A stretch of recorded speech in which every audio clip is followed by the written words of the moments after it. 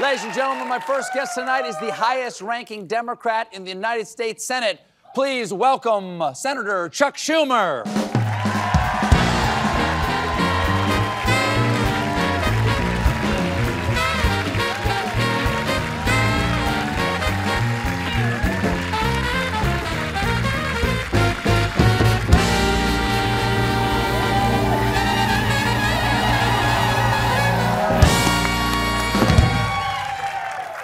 Now, Senator, usually when you're here on the show, it's an absolute giggle fest. But these are serious times for serious men. Yeah. Unfortunately, you're on my show. I'll do my best. You've got a new book here. It is called Antisemitism in America, A Warning. And I want to get to that because it is a vital, it's a necessary warning. But first, I want to talk to you about one of the reasons why you've been in the news so much lately. Yes. On March 14th, after months of the Democrats desperate for the leadership of the party to exercise whatever limited power a minority party may have, you voted to advance the Republican-drafted continuing resolution that averted a government shutdown. And a lot of people got mad at you. Like, seriously, Nancy Pelosi was very disappointed. She said, "I myself don't give away anything for nothing." People in the caucus have openly called for you to be replaced. People are protesting at your house with signs like, "Spine lost, please, return if found."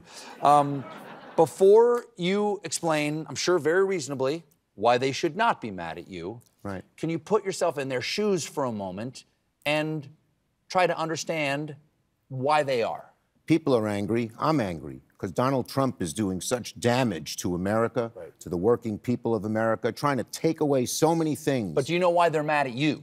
Well, they're mad at me because of the way I voted. Yes. And I knew that. Stephen, I knew when I voted the way I did that a lot of people would be upset. But let me tell you why I did it, because it's important. The shutdown would have been 10 times worse than the CR. Why? Because under a shutdown, the executive branch, in this case, Donald Trump, Elon Musk, Doge, would have complete power. Once the government shut down of what could be open and what couldn't, they get to determine what is essential. And they could just decimate the whole federal government, and that's what they wanted to do. I can understand what you're saying. I would understand it more if it had been what people call a clean CR, meaning let's just continue things, the status quo, as it is. But it wasn't that. It was, there were no additional FEMA funds, $1.4 billion in cuts in FEMA construction, $185 million cuts in defense nuclear non-proliferation programs, $280 million cuts in scientific research, $40 million cuts in programs to help children and families, $30 million in cuts from farmers' assistance. The bill doesn't give any specific funding directives, so it's possible that Trump could take this money and create slush funds. And am I correct, $1 billion from D.C.'s budget could be taken out? Yeah, although that was restored. That was restored. Okay, good. So why can't they just do this again in September when the next CR has to be passed? Here's what we think can happen by September. We are going after Trump in every way. We are going after him on so many things. He's trying to destroy even Social Security by shutting down the offices, cutting back the phone line. It's been sacred in America, Stephen, to have Social Security. We love it. He's trying to cut it. How do you stop that? Just stop right there. How do you, let's hold on that one. How do you stop that? Because that is, of course, to use an old term of art, that is the third rail of American politics. Yes. Entitlements. And it's amazing these guys want to do it. But what will stop them? Okay, first, just how horrible they are.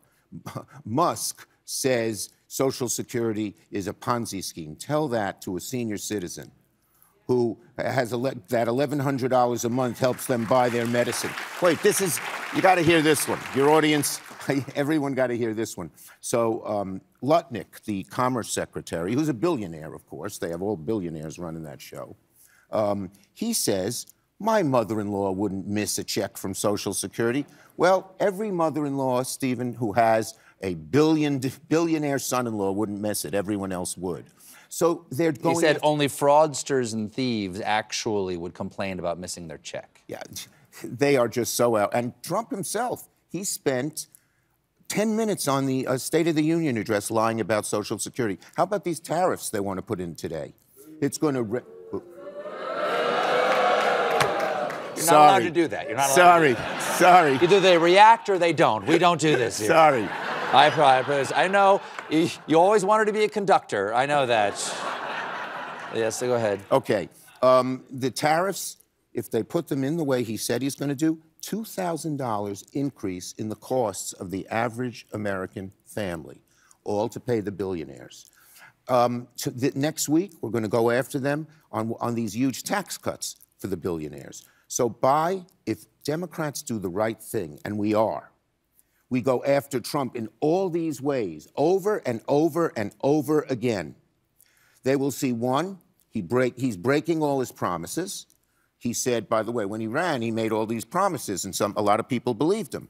I'll reduce costs on day one of my administration. Costs have gone up, and with the tariffs will go more. He said, I won't touch Social Security or Medicaid. Medicaid is so essential to so many people, they're going after them.